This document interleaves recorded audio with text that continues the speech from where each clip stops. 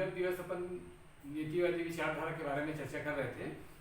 उस चर्चा पे आगे बढ़ते हुए अपन ये देखते हैं कि जो जर्मन भूगोलवेत्ता थे, खास करके हम्बोल्ट, रिटर और रेटजेल, इन लोगों ने भौगोलिक चिंतन के विकास में नीतिवादी विचारधारा को सर्वोच्च मानने का प्रयास किया। जिसमें खास करके हम्बोल्ट ने वातावरण निश्चयवाद से अपने को कदाचित दूर नहीं रखा। वो एक और संपूर्ण वातावरण के अध्ययन के लिए यात्रा करते हुए ये जानने का प्रयास करते रहे कि मनुष्य प्राकृतिक शक्तियों के प्रभाव से किस प्रकार से रहता है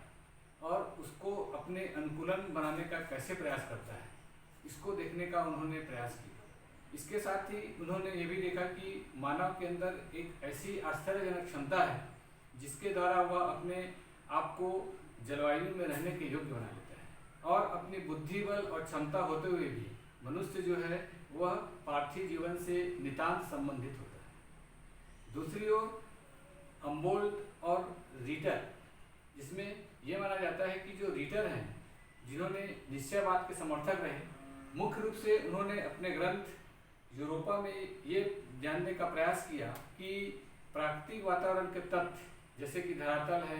जलवायु है, वनस्पति और मानवीय तथ्य, ये सभी परस्पर एक दूसरे से संबंधित होते हैं तथा पृथ्वी पर जो मानव भूमंडल है या मानव का जो वर्ग है वह इस भूमंडल से प्रभावित होकर अपने आजीविका को बनाने का प्रयास करता है और पृथ्वी पर अपने इतिहास का निर्माण करता है। इसके साथ ही रेटजेल ने भी अपने ग्रंथ एंथ्रोपोलॉजी में ये स्पष्ट किया कि मनुष्य की जो स्थिति है वह केवल एक उस वृक्ष के या कह सकते हैं अपन पौधे के समान है जिसका तना तो पृथ्वी से ऊपर रहता है लेकिन उसकी जड़ जुड़ी रहती है मिट्टी से। उसी प्रकार से मनुष्य चाहे स्वच्छंद आकाश में कितना भी भ्रमण कर ले, वह मुख्य रूप से अंततः उसको धूल के कण के रूप में इस पृथ्वी पे समाहित होना है और वह उस प्रकृति के सानिध्य में ही रह के अपना विकास कर सकता है, ऐसा मानना था रेटजेल का। इसके पश्चात फ्रांस में नीतिवादी विचारधारा को प्रयास करने के लिए या उसको प्रतिभूत करने के लिए या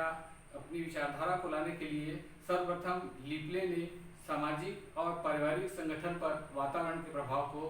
स्पष्ट बतलाया। उसके पश्चात डिमोलिन्स ने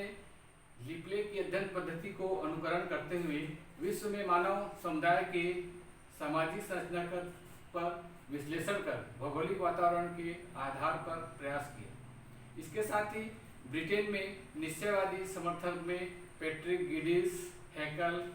बकल प्रमुख रूप से हुए, जिन्होंने मानव के विकास में जलवायु, भोजन, मिट्टी और प्राकृतिक दृश्यों का प्रमुख रूप से हाथ होता है, इसको बतलाने का प्रयास किया। इसके पश्चात ये देखा गया कि 20वीं शताब्दी में जब नीतिवादी विचारधारा की स्थिति कैसी रही, तब पता चलता है कि मुख्य रूप से निश्चयवादी की घोर समर्थक एलेन चर्चिल सेम्पुल रही। उनका मानना था कि पर्यावरण ने पर्वतों पर चढ़ने के लिए मानव को फलादि मांसपेशियां दी है, तट के सहारे इन्हें कमजोर और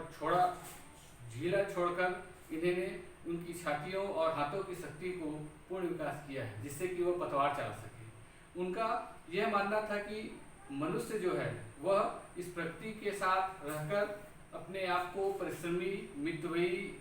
सतर्क और ईमानदार बनाता है। इसके साथ ही उनके अन्य जो निश्चयवादी विचारकों में नाम आता है हंटिंगटन का, जिन्होंने सभ्यता के विकास में जलवायु की प्रभाव की भूमिका में अनेक वर्षों तक कार्य किया। इसी प्रकार से अन्य भूगोलवेत्ताओं का योगदान है जिन्हें अपन आगे चर्चा में शामिल करेंगे। धन्यवाद।